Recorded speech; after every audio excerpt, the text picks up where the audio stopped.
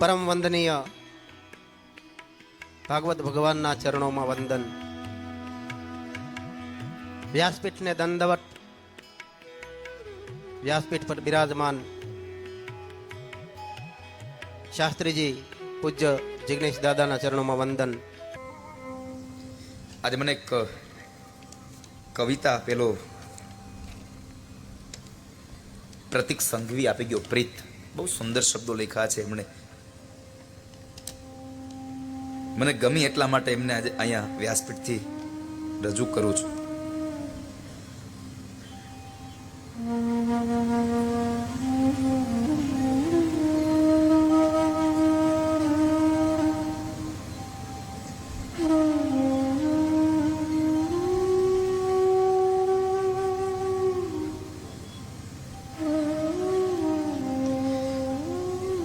પ્રતિક લખે છે,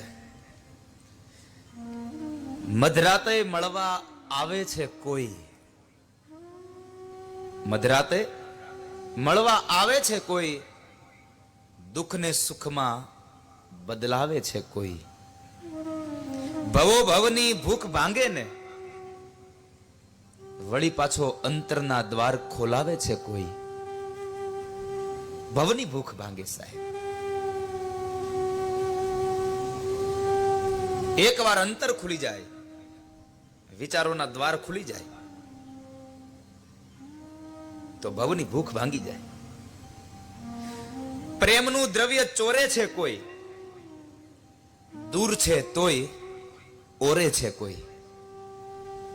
પ્રેમનું દ્રવ્ય ચોરે છે કોઈ, દૂર છે તોય ઓરે છે કોઈ. ઓરો એટલે આપણો તળપદી ભાષાનો શબ્દ છે. ઓરો આવો ને, નજીક છે કોઈ, અનુભૂતિ થાય છે કે આ કૃષ્ણ ક્યાંક અહીંયા આસપાસમાં હોય, આ કૃષ્ણ અહીંયા ક્યાંક આસપાસમાં જ હશે, એવી અનુભૂતિ થાય. સુધ બુધ બાન ભૂલાવે દે કોઈ.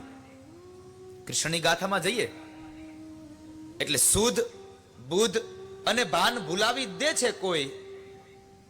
પ્રેમ રાસે નચાવે છે કોઈ.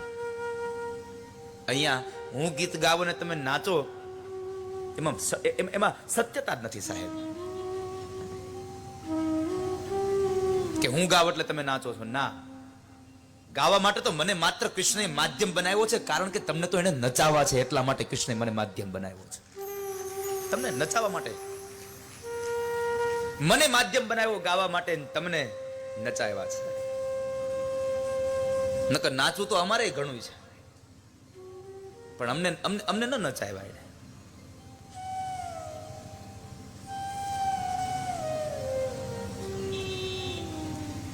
મિત્ર બની બોલાવે છે કોઈ, સત્ય સંસાર સમજાવે છે કોઈ. આ સંસાર સત્ય છે, પણ જો એ સત્યતાની સાથે જીવન જીવતા આવડે તો. સંસારની અંદર રહીને પણ જો માણસને જીવન જીવતા આવડે, કારણ કે ભગવાને લગ્ન કર્યા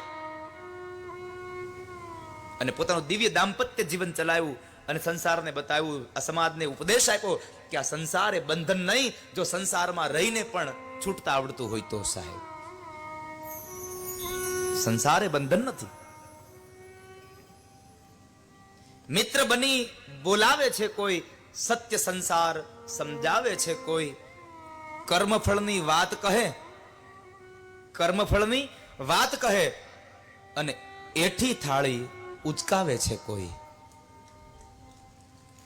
રાજસુ યજ્ઞ કર્યો અને પાંડવોને પ્રશ્ન કર્યો કે મને કોઈ કામ સોંપો, મને કોઈ કામ આપો. પાંડવો કહે છે, અરે વાસુદેવ, તમારે શું કામ કરવાનું? ના, મને કોઈ કામ આપો, યજ્ઞમાં મને કોઈ સેવા આપો. અરે પણ બધા કામો સોંપાઈ ગયા છે, શું તમને આપીએ? ભગવાન કૃષ્ણ છતાં પણ આગ્રહ રાખ્યો. એટલે પાંડવો એમ કહે છે, એને એમ હતું કોઈ કામ બાકી જ નથી. એટલે ભગવાન કૃષ્ણ એમ કહ્યું કે હવે તમને એમ લાગે કે આ કામ બાકી છે તો એ તમે કરજો, બીજું શું. અને એ સમયે બધા કામો સોંપાઈ ગયા હતા, પણ જ્યારે તમામ વ્યક્તિઓ જમી લે પછી પતરાવાળી ઉપાડવાનું કામ નહોતું સોંપાયું, એટલે એઠી થાળી ઉપાડે છે કોઈ સાહેબ.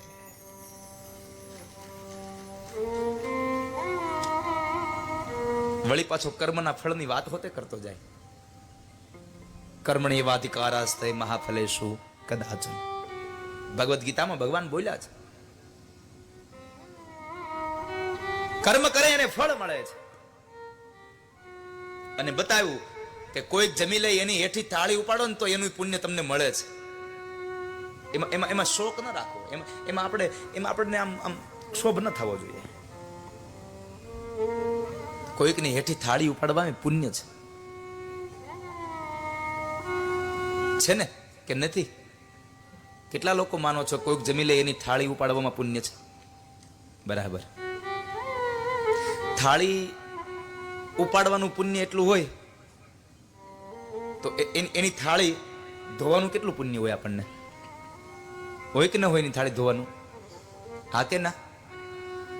ઉપાડવાનું એટલું પુણ્ય હોય તો એની થાળી ધોવાનું આપણને કેટલું પુણ્ય મળે? બધાને ખબર છે કે થાળી ઉપાડવાનું પુણ્ય છે તો થાળી ધોવાનું પુણ્ય હોય, તોય આપણે કામવાળા રાખીએ. પાછા આપણે એટલા ઉદાર ભાવના વાળા કે એટલું પુણ્ય તો બીજાને દઈએ ને આપણે લે. આપણી ભાવનાઓ ઉદાર છે.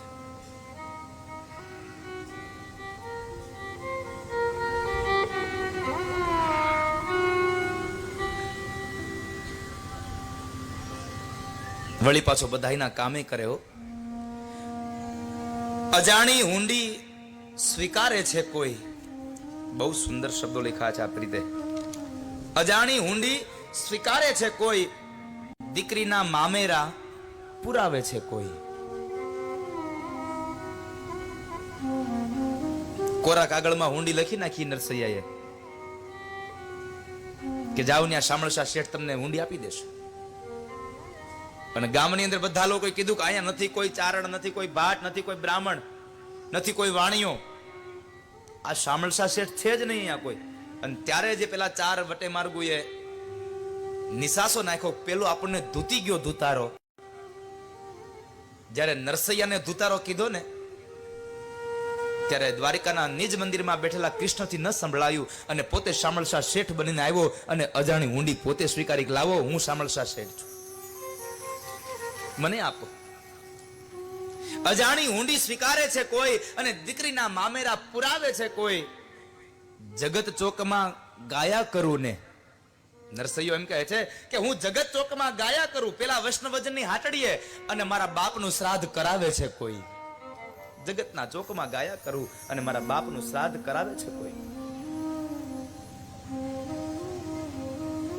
મધરાતે મળવાને બોલાવે છે કોઈ. બ્રાહ્મણની વેદનાને જાણે છે કોઈ.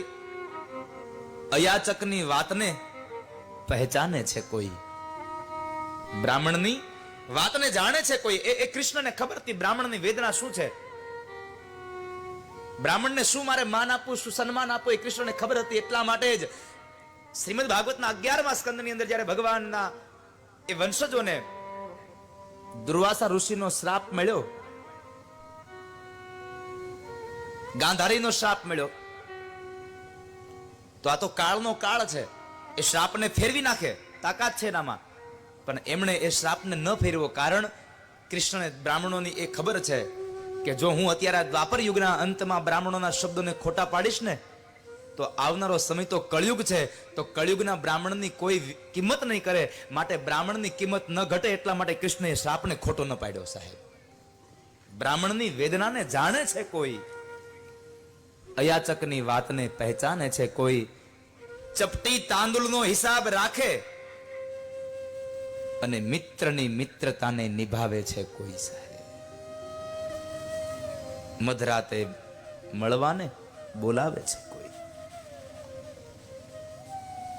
અરે કદાચ આ દુનિયાના જીવાત્માનું કામ કરે, જીવાત્માને ઘેલો કરે, એ તો કદાચ શક્ય છે કે આપણે માયામાં ઘેરાયા અને ઘેલા થઈએ, પણ માયાથી જે પર છે એના માટે શબ્દો લખ્યા કે હરને ભાન ભૂલાવે છે કોઈ અને નારી બની અને નચાવે છે કોઈ.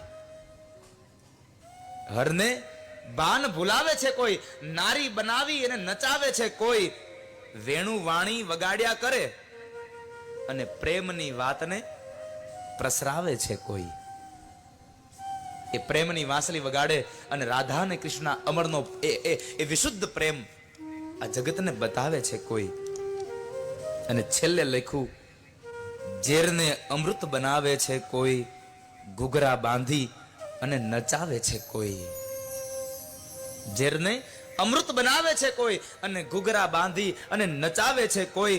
કહે પ્રીત એ અજબ માયાવી, કહે પ્રીત એ અજબ માયાવી, પ્રેમની મૂર્તિમાં સમાવે છે કોઈ. પેલી મીરા જ્યારે નાચતી રહી ને તો એની લાજ ન જાય એટલે ન મેવાડ જવા દીધી, ન બ્રાહ્મણને કઈ થવા દીધું, અને પોતે મીરાને પોતાની અંદર સમાવી લીધી. સાહેબ, પ્રેમની મૂર્તિમાં સમાવે છે કોઈ અને મધરાતે મળવાને બોલાવે છે કોઈ. મધરાતે મળવાને બોલાવે છે કોઈ. બાપ, આ પ્રતિક સંઘવી પ્રીતને મારી વ્યાસપીઠ ખૂબ સાધુવાદ આપે છે. બાપ, તારી કલમ ચાલતી રહે. ખૂબ સુંદર શબ્દો.